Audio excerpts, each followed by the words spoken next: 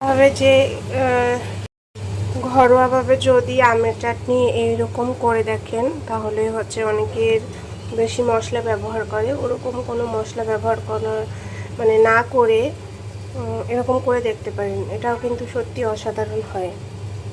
তো এখানে আমি আমগুলো কেটে নিয়েছি আর ওইদিকে কড়াই বসিয়ে দিয়েছি। কড়াইটা গরম হলে আমগুলো দিয়ে দেবো। কড়াইটা গরম হয়েছে, আমগুলো আমি দিয়ে দিলাম।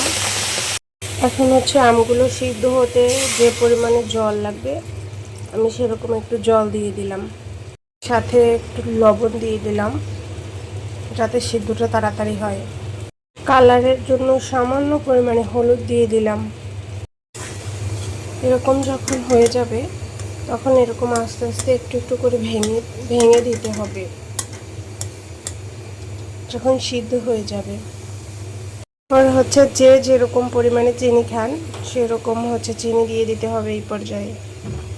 অন্য একটা চুলায় আমি হচ্ছে কিছুটা সাদা তেল আর হচ্ছে সরিষা পুড়ে নিয়েছি, ফোড়ন দিয়ে দিলাম এর মধ্যে।